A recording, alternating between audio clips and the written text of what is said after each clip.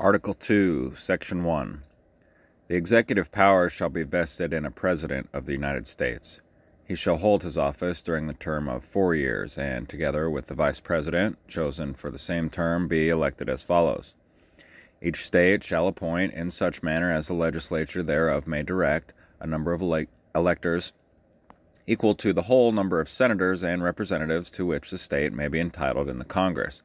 But no senator or representative or person holding an office of trust or profit under the United States shall be appointed an elector. The electors shall meet in their respective states and vote by ballot for 2 persons, of whom one at least shall not be an inhabitant of the same state with themselves. And they shall make a list of all the persons voted for and of the number of votes for each, which list they shall sign and certify and transmit sealed to the seat of the government of the United States, directed to the President of the Senate. The President of the Senate shall, in the presence of the Senate and House of Representatives, open all the certificates, and the votes shall be counted. The person having the greatest number of votes shall be the President. If such number be a majority of the whole number of electors appointed, and if there be more than one who have such majority, and have an equal number of votes, then the House of Representatives shall immediately choose by ballot one of them for President. And if no person have a majority, then from the 5 highest on the list, the said House shall in like manner choose the President. But in choosing the President, the votes shall be taken by states, the representation from each state having 1 vote. A quorum from this purpose shall consist of a member or members from 2/3 of the states, and a majority of all the states shall be necessary to a choice. In every case, after the choice of the President, the person having the greatest number of votes of the electors shall be the Vice President. But if there should remain 2 or more who have equal votes, the Senate shall choose from them by ballot the Vice President. The Congress may determine the time of choosing the electors and the day on which they shall give their votes, which day shall be the same throughout the United States.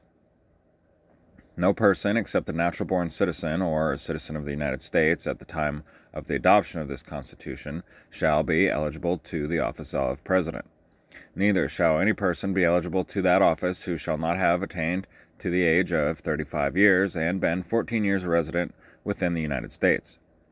In case of the removal of the President from office or of his death, resignation, or inability to discharge the powers and duties of the said office, the same shall devolve on the Vice President, and the Congress may by law provide for the case of removal, death, resignation, or inability, both of the President and Vice President, declaring what officer shall then act as President, and such officer shall act accordingly, until the disability be removed or President shall be elected. The President shall, at times, receive for his services a compensation which shall neither be increased or diminished during the period for which he shall have been elected, and he shall not receive within that period any other emolument from the United States or any of them. Before he enters the execution of his office, he shall take the following oath or affirmation. I do so solemnly swear, or affirm, that I will faithfully execute the office of President of the United States and will, to the best of my ability, preserve, protect, and defend the Constitution of the United States. Section 2. The President shall be Commander-in-Chief of the Army and Navy of the United States and of the militia of the several states when called into actual service of the United States. He may require the opinion, in writing, of the principal officer in each of the executive departments upon any subject relating to the duties of their respective offices, and he shall have power to grant reprieves and pardons for offenses against the United States, except in cases of impeachment.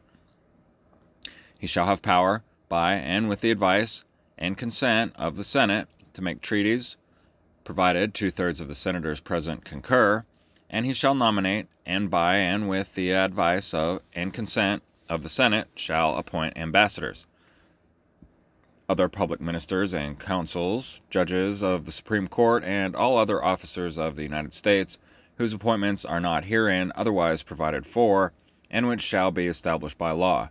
But the Congress may by law vest the appointment of such inferior officers as they think proper in the President alone, in the courts of law, or in the heads of departments.